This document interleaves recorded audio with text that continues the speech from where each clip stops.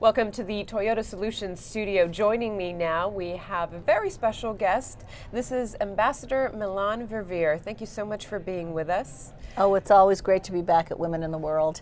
Ambassador Verveer was the first U.S. ambassador for global women's issues. You really were a pioneer, truly a pioneer in that role. You were on a panel at the summit, The Fearless Women of Turkey. Now, Turkey, we know, is not a superpower, it's a small country, but the policies and actions of President Erdogan have influence. They're significant. You must have many concerns about what's happening there, but what are your particular concerns in regards to what's happening and affecting the women? Well, Turkey is a very strategic country. On its border is Iraq, Syria, Iran. This is a all place the countries that where we're talking about today where much of the news. world is focused today. And there's a huge refugee crunch in Turkey coming out of Syria. There are issues and agreements that have just been forged with the EU. Nobody knows how they're going to work. And there are great concerns about ISIS and what role Turkey should be playing in all of that. So this is a very strategic part of the world today. But what is happening internally that is of great concern as well is the condition of women. And often when we look at the condition of women, we can better understand the transformations, for better or for worse, that are going on within a country.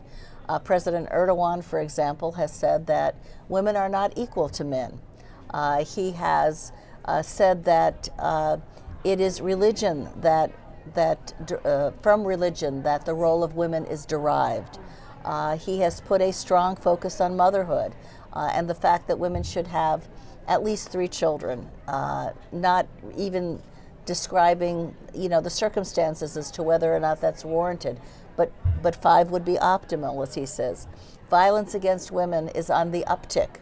It is a global scourge, but it is particularly troubling what's happening in Turkey and the kind of rhetoric that is being used that almost allows a deep-seated mindset to look at this as a private matter as opposed to a criminal matter. Femicide, homicides against women are at a growing rate.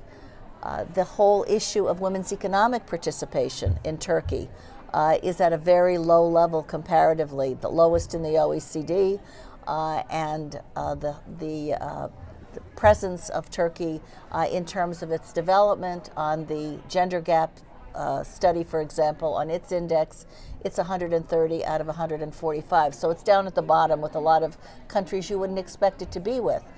So it's of concern to the women in Turkey, what is happening to them, the way they're being shortchanged, the way they're having their human rights undermined.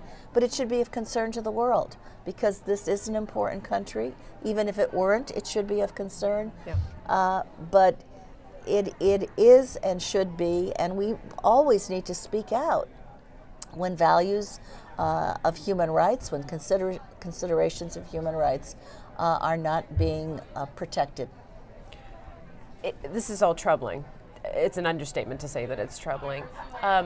What can this audience, for example, what can we do in order to help the situation? Is there something we can do? Well, for example, Turkey has a very vibrant civil society. The women's movement is strong. I've traveled there over the years.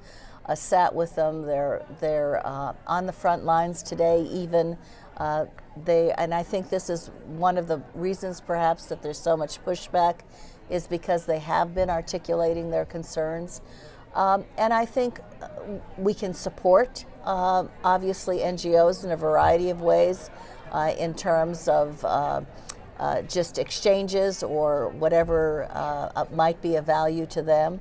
But I think fundamentally this is about always championing the rights of women, ensuring that these erosions don't occur, certainly at an accelerated rate that seems to be happening, and to be a voice, to validate those who are on the front lines, those leaders, and those who are trying to make a difference in their own country, they know that the effort has to come from them. But we can validate them, we can support them, we can be a voice for them, and I think that's important to do. These issues should not be issues that nobody knows about, that nobody hears about, but they're issues that as we're concerned about violence against women, for example, we're also concerned about what's happening. What's your hope for the women of Turkey? My hope for the women of Turkey is my hope for women everywhere, that they are able to have their rights protected, that they are able to be to have their potential fulfilled, that they are able to take the place in society that they want to take to make the difference that they can make. And it's respecting those rights, protecting them, and enabling and empowering them to be all that they can be. Our world desperately needs the contributions that women can make. I hear it in your voice. You clearly have passion for this, a commitment. What led to that passion and commitment for women's issues? Well, I have had the great privilege to work with Hillary Clinton over many years, and I was her chief of staff in the White House when she really began to embark in significant ways on the global stage to support women around the world in that respect. It had always been true domestically. She had crisscrossed the United States and done everything she could. But to see what we represent in terms of our values and speaking out at the UN Fourth World Congress on Women, for example, that took place in Beijing, the Beijing conference 20 years ago, right, when she said women's rights are human rights and human rights are women's rights, and identified with all of the struggles that women are having globally and realized what that represented, in some regard. but also what she could do. And ever since, literally at home and around the world, for years, I've been with her in this work. I have co-founded the Vital Voices Global Partnership, so we've been investing in emerging women leaders and then being able to represent our country as ambassador for women. This is an important place. No country can get ahead if it leaves half of its people behind. We cannot begin to address the challenges of the world unless women are enabled and empowered to be part of that process and to participate fully in it. This is very critical for the world. I have just co-authored a book called Fast Forward, and in the book we talk about how can we fast forward progress for women and girls? How can we make it go much faster than our progress has been occurring? And believe truly that if each of us, whether we're students or whether we're in the C-suites, if each of us really looked at the power we have, and each and every one of us does, found our purpose, and hopefully it's to advance women and girls, and connected as we all connect here at Women in the World, there is no telling what we can do. So that's where the passion comes from, and that's what I hope we're all going to be much more committed to. And of course that has a foreword by Hillary Clinton as well. It does, right? Indeed. Thank you. Well, Ambassador Verveer, you're a bit of a rock star here at the Women in the World Summit, so we thank you for taking the time to speak with us. Oh, it's my pleasure. It's a great effort here. Thanks.